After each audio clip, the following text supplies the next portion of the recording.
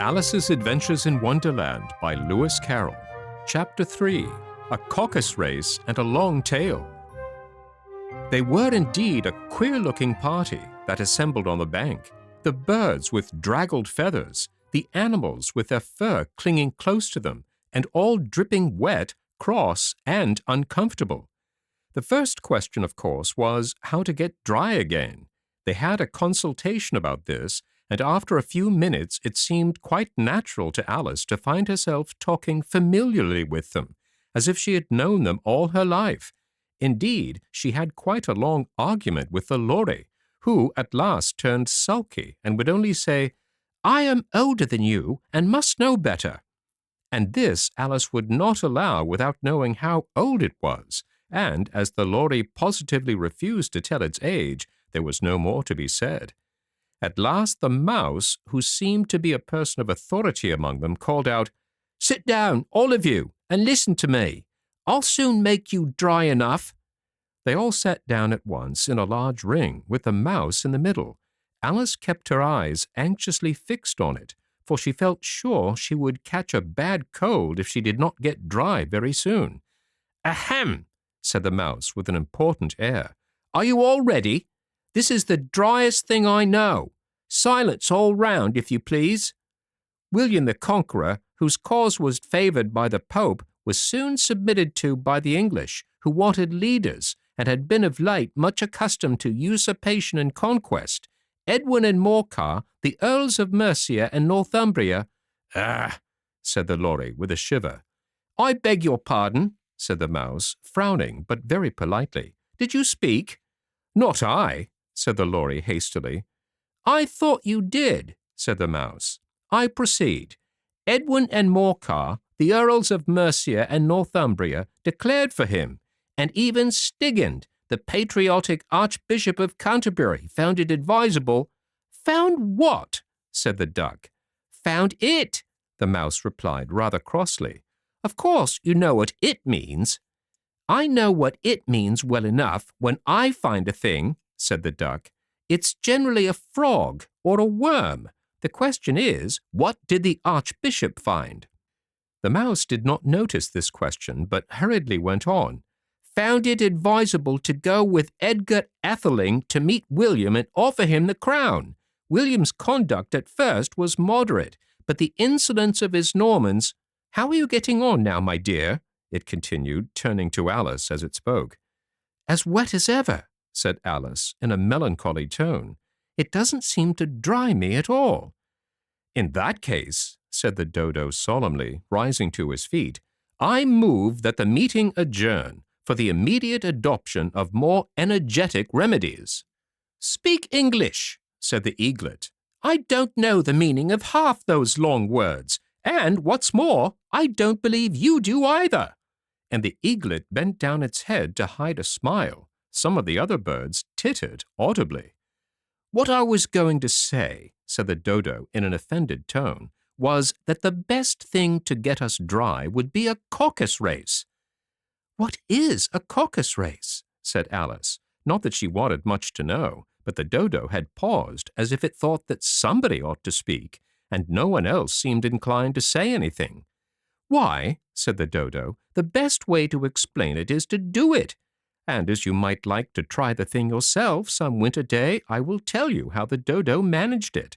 First, it marked out a race course in a sort of circle. The exact shape doesn't matter, it said. And then all the party were placed along the course here and there.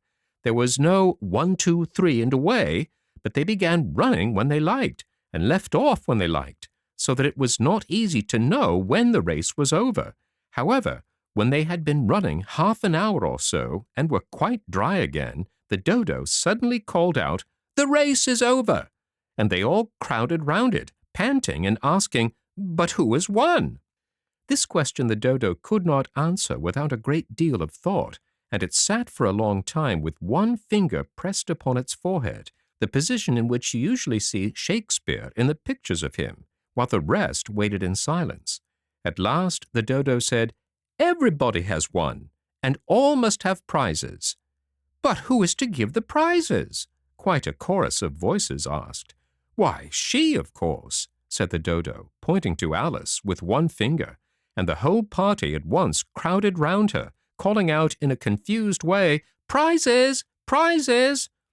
Alice had no idea what to do, and in despair she put a hand in her pocket and pulled out a box of comfits.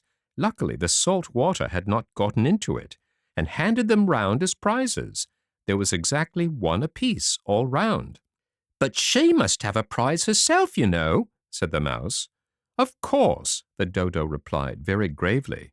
"What else have you got in your pocket?" he went on, turning to Alice. "Only a thimble," said Alice sadly.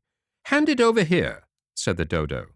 Then they all crowded round her at once, while the dodo solemnly presented the thimble, saying, "We beg your acceptance of this elegant thimble."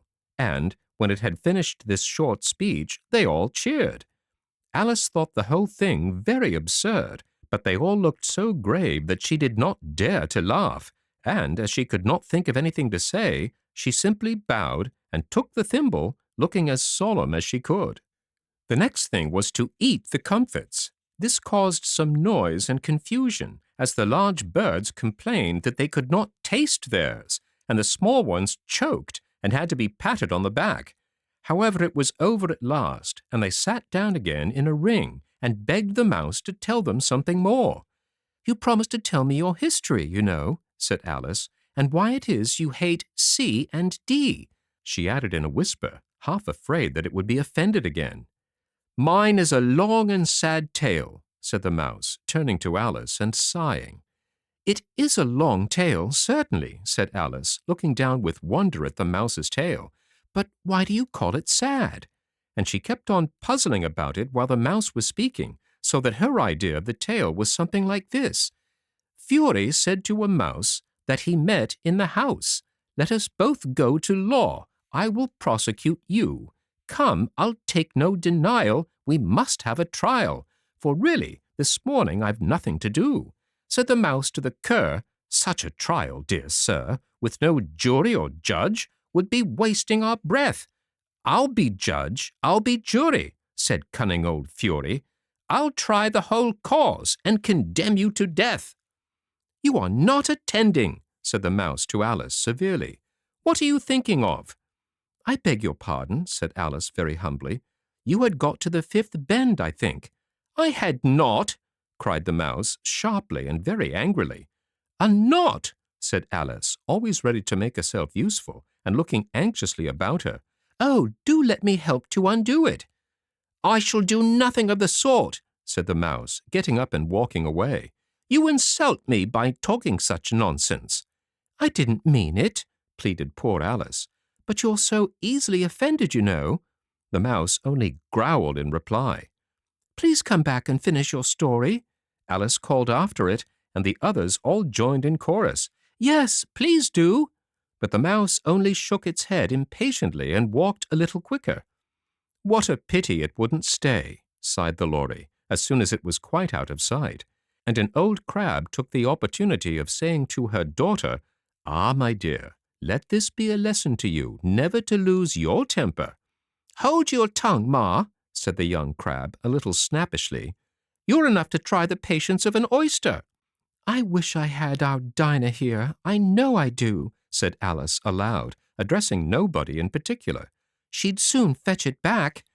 'And who is Dinah, if I might venture to ask the question?' said the lory.